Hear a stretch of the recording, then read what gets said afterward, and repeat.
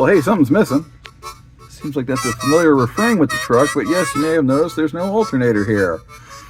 I went to start the truck and it was cranking very low, like a dying battery.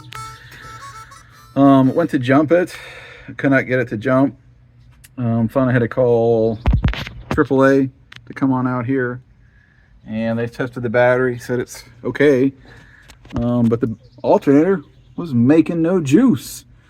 Now you may remember this is not the first, not the second, but the third alternator that I had on this truck. The original one, I think in an earlier video I had mentioned that it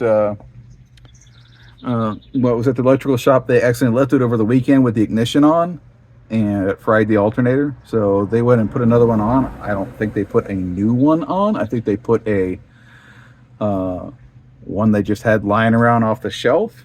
So when we were rebuilding the engine, the guy said, hey, that alternator is really not doing much. And so they got a new one, I think a GM branded one. Well, that's been on there for about two and a half months, and she also died. AAA guy tested, said nothing's coming out of it.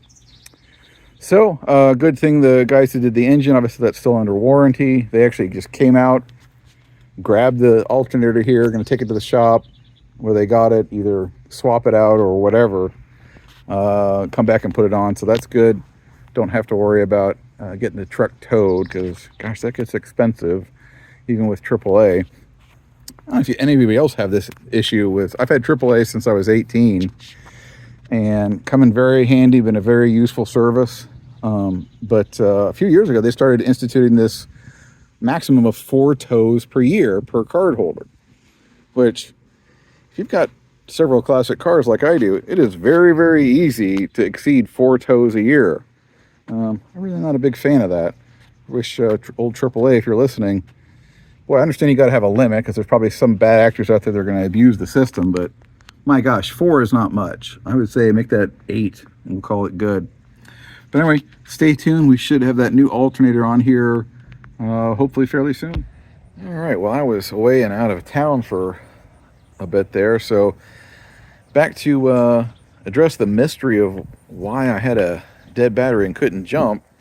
So the guys who redid the engine and wiring for me pulled the alternator, because that would seem like the most obvious suspect, because I had the AAA come out and say that in fact it was not putting out anything to the battery. So he took it to several different places, had it checked, and they said that in fact the alternator was just fine, because that alternator was brand new, put on there when we did the engine. And we did a bit of research, and here's what we think we've come up with. And this apparently is an issue with these flatheads, is that depending on what alternator generator you have on them, they do not charge under 1500 RPM.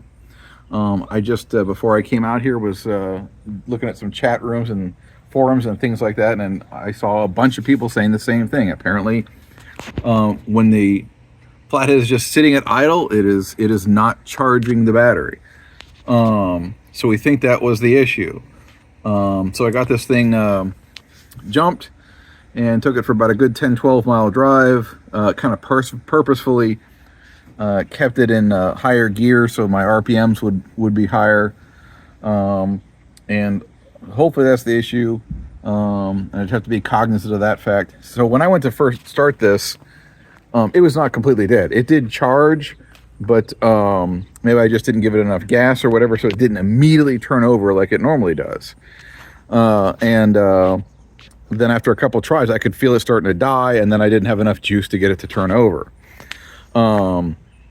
So I think another possible issue may be this battery.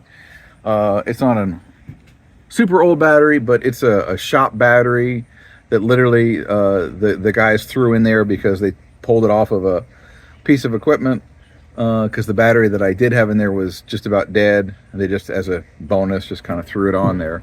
When the guy tested it, he said it was a little low, probably put out about 11.5 volts instead of 12 or 13. So could be, you can see there, it's not really that old. I'm not sure if it has any date on it or anything, but probably could use a newer and probably fatter battery with more cranking power. But so now it's been sitting here for overnight.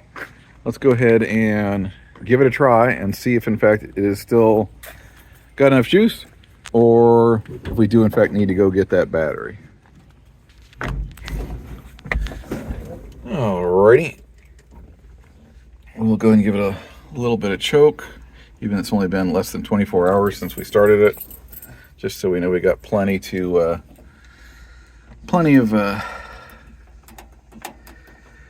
cranks. So usually with this, just about after it's been driven the next day, just a couple of pumps. Should all it should really need. Nope. As you can see, in fact, look at that. It did not have enough juice. That's interesting. Interesting. Not good, but interesting. Huh. Well, all right. Well, let's get this popped off and see what's what. All right. I got my little charger here. These are great.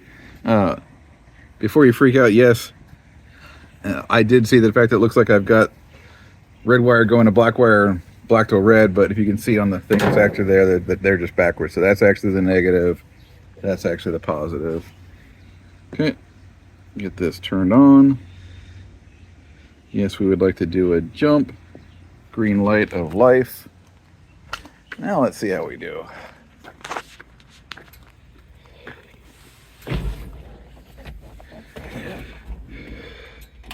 Should need more gas. Come on, button. Yeah. All right, so I'm guessing it probably is this battery.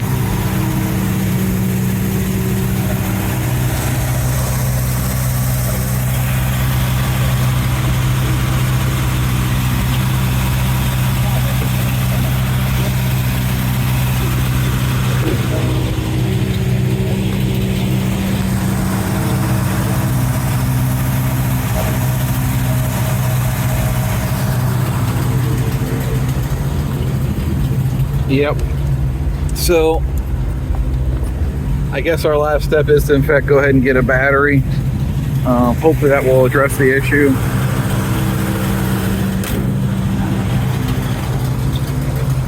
It's obviously not fun to have to jump it every time I want to drive it. All right, let's see if we can do this while holding the camera.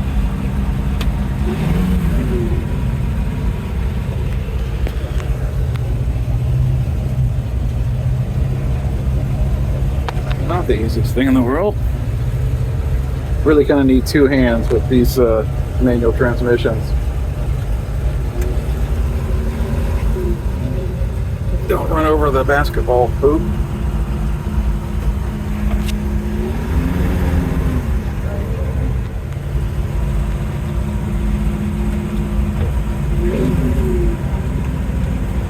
Not easy to steer these manual steering one-handed, let me tell you.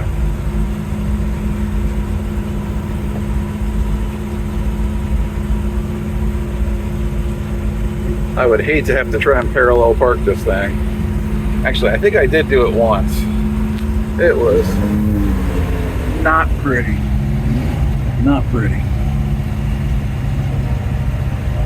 All right, well hopefully we'll get that battery.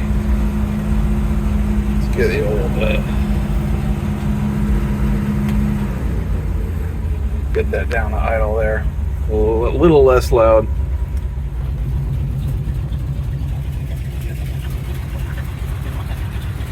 Now she's a purring.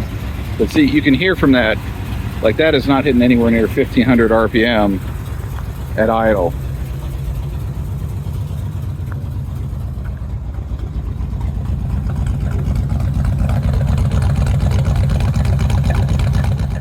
All right, and there's our new Duralast, still moist with the goopy stuff. But yeah, so in addition to everything else, the battery was just old and small. We got a